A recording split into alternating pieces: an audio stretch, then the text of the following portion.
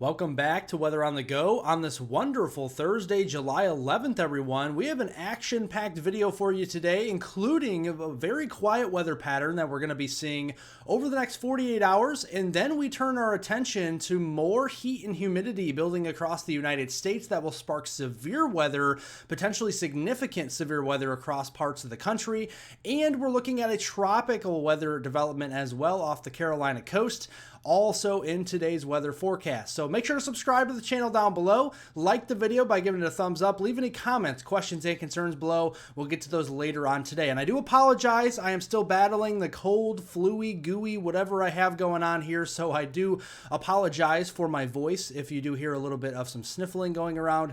Yeah, I'm a little sick, so let's look here at the storm reports from yesterday. We had 4 confirmed tornadoes up here into portions of central and western New York State. That was also an area that got ravaged by a lot of damaging winds yesterday as well. And today, thankfully, a lot more quiet. We do still have severe weather on the table, marginal risk down here across the western portions of the plains, and then a slight risk, rare slight risk down here into southeastern Arizona, more of those wet microbursts here with some monsoonal flow. You can see as we go through the day, pretty spotty coverage of any showers and storms out there. That'll continue into tonight. Maybe another storm complex up here into Manitoba. Western Ontario could be bringing some isolated stronger wind gusts up there and some heavy rainfall.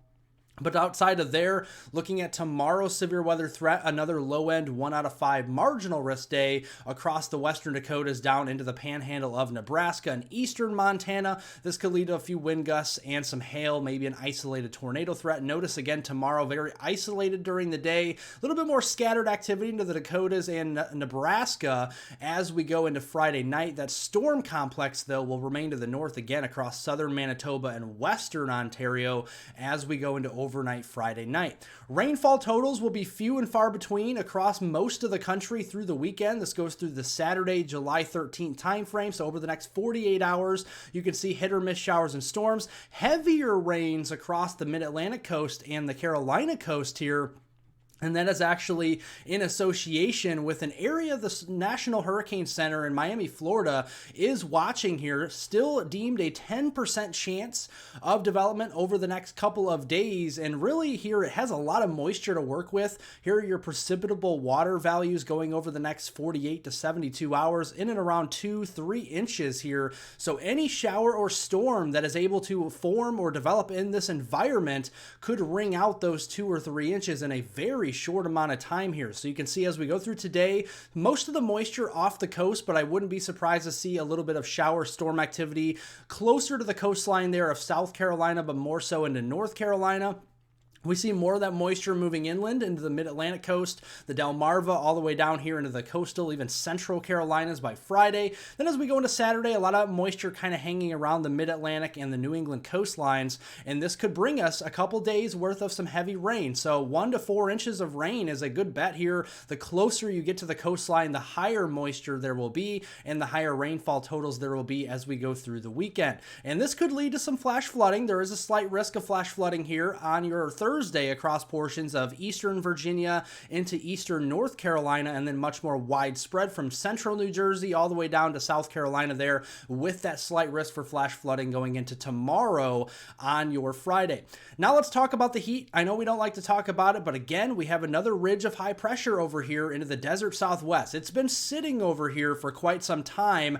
This afternoon, here are your high temperatures. Yes, we're into the middle 90s all the way up into southern Saskatchewan, Canada. This afternoon, more record-breaking heat across the desert Southwest as we just simply can't get a break out here. That ridge of high pressure will start to migrate a little further east toward the Four Corners region tomorrow. Saturday starting to flex its muscles here across the southwestern U.S. And then as we go into Sunday, I think the center of that ridge will start to peel away from California and Nevada and actually move further east toward Colorado and Utah as we end the weekend. So here are your high temperatures starting on Friday. This is tomorrow. Look at the triple digits all the way up here into Montana and North Dakota. Saturday, a lot of triple digits out here in the Great Plains. Really hot day. And then Sunday looks to be an absolute scorcher across the middle of the country. Make sure to please stay hydrated and stay cool this weekend anywhere across the U.S., even the Midwest here into the 90s by the end of the weekend. Here are your heat headlines. We have excessive heat warnings in the pinks. We have heat advisories in the oranges, and even the maroon reds in southwestern Nebraska. Excessive heat watches in anticipation of the heat as we go in towards the weekend. And whenever you see a big ridge of high pressure, you always have to look to the northern periphery of that for the active jet stream. What it's doing is why there's so much of fast flow in the jet stream over the top of the ridge is it's displacing the cooler air from the north to the hotter and more humid air to the south here. And the airflow is a lot faster, especially as we go into early next week, Monday into Tuesday timeframe. And this will actually lead to that deeper layer shear supportive of significant severe weather. So if you think of the airflow with the high pressure system, it is clockwise around that high pressure. Now, this high is not going to be set up across the southeast. It'll be a little bit further west toward Arizona, Colorado, Utah, New Mexico. But you get the idea. Airflow is clockwise around the high pressure. And it is derecho season, folks. The derecho frequency month by month July is the second leading month in derecho frequency at 21%. The leading month is May, and third is June. So definitely still seeing that derecho season prevalent. And looking here at the surface-based CAPE, this is your convective available potential energy and really just storm energy out there. So the higher the value, the better chance of severe weather there will be. You can see there's a lot of high values on here, 4,000 plus joules per kilogram of instability up into the upper Midwest, down in towards the Ohio Valley on Saturday. That's why the Storm Prediction Center's Day 3 outlook highlights a marginal threat for severe weather, level 1 out of 5 there, as far south as, say, the Springfield, Illinois area, Chicago, and Milwaukee, and over toward Des Moines. And then you have that slight risk up there into the Twin Cities, La Crosse, and getting up there and towards the Fargo area there into North Dakota. So we're going to keep an eye on that. Saturday during the day could be a storm complex early in the morning. That could drop out from Friday night into Saturday. Then new rounds of storms will be possible, maybe with outflow boundaries as we go into Saturday night. Some more scattered activity. I think all modes of severe weather will be possible here. Damaging winds, large hail, and tornadoes. Then we do it all over again on Sunday. See the storm energy building. Already confident 4 days out. The Storm Prediction Center already has a slight risk. Very similar areas here from the Twin Cities down towards Chicago. And then as we go here into Sunday, you can see starting scattered up there with coverage into central Minnesota. And the storm complex could get going. If it does, this could lead to maybe one of those bow echoes that could produce some very strong severe winds over 60, 70 miles an hour across parts of the Midwest there Sunday night. And then more energy, even higher as we go into Monday, around 7,500 joules per kilogram. That is about as high as you'll ever see it. And we have another slight risk. Again, similar areas from Rochester, Minnesota, Des Moines, all the way over towards Chicago and into northwest Indiana on Monday. And you can see Monday, another storm complex from Sunday night into Monday morning across the Midwest there.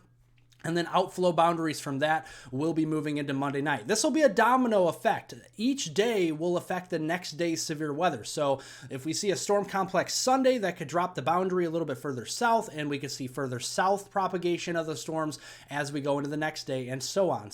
But looking at the rainfall totals from Saturday, July 13th through early next week on Tuesday, July 16th, the ensemble guidance, the European ensemble guidance, very consistent the last few runs and the last few days of some heavier rain across the upper Midwest into the Great Lakes and northern Ohio Valley. But underneath that ridge, don't be looking for any rainfall prospects because they just simply won't be there. And out west as well, very dry as we go through that 4-day period between Saturday and that Tuesday timeframe early next week. Speaking of next week, between Tuesday the 16th and the following weekend through Sunday, July 21st, getting into that third week of July, there's that ridge. Yes, it's going nowhere, so the heat will continue to prevail across the western U.S. and western Canada, so we'll be sweating it out in British Columbia, Alberta, and Saskatchewan, and parts of Manitoba, and also the western U.S., the Rockies region, out there toward the coastlines of the West Coast. And that frontal boundary that we see on Monday with all the severe weather in the Midwest will drop further south on Tuesday, wringing out the moisture